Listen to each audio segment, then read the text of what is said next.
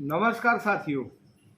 हमने बहुत कुछ बताया और बहुत कुछ सीखा आपने, और बहुत सारे कमेंट भी दिए आपने। मुझे बहुत अच्छा लगा। आज मैं आपको एक अनोखी चीज़ दे रहा हूँ। गारमेंट का क्या स्टैंडर्ड होना चाहिए, यानी एक गारमेंट का क्या स्टैंडर्ड होना चाहिए जिसको हम आराम से सिप कर सकते हैं। इसके लिए मैंने अपने पूरे अनुभव को इन्वॉल्व किया और टोटल 23 डिफेक्ट बनाए, 23 स्टैंडर्ड बनाए। उसको आप अच्छे से देखना और बहुत अच्छे से उसको अवलोकन करना कि ये वाकई जो हमारा गारमेंट है, जो शिप होना चाहिए, वो किन किन चीज़ों का विशेष ध्यान रखने की ज़रूरत है, या किन किन चीज़ों को स्टैंडर्डाइज करने की ज़रूरत है। तो साथियों, मैं आपके स्क्रीन पे ये पेपर अटैच कर दूंगा और आप उसे स्क्रीनशॉट लेना, और स्क्रीनशॉट लेने के बाद आप उसको अच्छी तरह से स्टडी करना, एक एक चीज़ को स्टडी करना। मैं वादा करता हूँ कि आपको बहुत कुछ गारमेंट का स्टैंडर्ड पता लग जाएगा। और मैं चाहता हूँ कि मैं जो अपना ज्ञान है, चाहे वो छोटा हो चाहे बड़ा हो, चाहे जैसा भी हो, मैं आपको अपना हर ज्ञान प्रस्तुत कर सकूं और उसको आप भली भांत सीखिए, जानिए। क्योंकि सीखने की कोई उम्र नहीं होती, कोई एज नहीं होती, कोई स्टैंडर्ड नहीं होता। सीखने के लिए कभी भी सीख सकता है इंसान, किसी भी उम्र में सीख सकता है, किसी भी अंदाज में सीख सकता है, किसी भी माहौल में सीख सकता है, किसी भी वातावरण में सीख सकता है। तो सीखना है, और मैं भी शायद सीख करके ही यहाँ तक पहुँचा हूँ। तो मैं चाहता हूँ कि आप गारमेंट के स्टैंड के बारे में जानें कि कौन सा गारमेंट बनाना चाहिए, किस तरह का गारमेंट होना चाहिए, और क्या उसका स्टैंडर्ड होना चाहिए। तो एक दो लाइनें मैं पढ़ूंगा, बाकी आपको पढ़ना होगा और उस पर बखूबी ध्यान देना होगा और उसको प्रॉपर स्टडी करना होगा। जैसे लिखा हुआ है, free from needle, needle cuts, holes, slub, slangs, open seam, broken stitches, puckering more than skip stitch, and any other defect that will be affect this appearance to durability of the garment. ये जितनी भी चीजें मैंने आपको बताई हैं, ये सारे गारमेंट के अपीयरेंस पे, उसकी ड्यूरेबिलिटी पे, उसकी सेलिंग में बाधा डालती हैं। तो साथियों, इस चीज को और आगे बढ़ते हैं।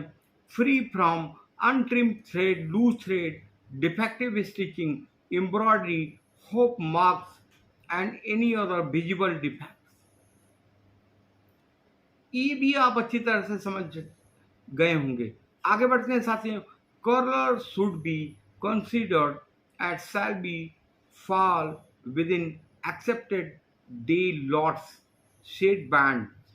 This includes collar, arm bands and other trims when the seam color is specified. आगे बढ़ते हैं साथियों, आगे बढ़ते हैं। Free the threads seams in the seam inside collar, arms and ends. साथियों, इसे बताने के लिए बहुत समय चाहिए, यानी 23 क्वेश्चन पे हम बार वार्तालाप करेंगे। इससे अच्छा है कि मैं आपके स्क्रीनशॉट पे अटैच कर दे रहा हूँ। आप इसको भली भांति जांचिए, समझिए, और अगर कहीं समझ में ना आए तो मुझसे आप कमेंट के द्वारा जरूर पूछेंगे।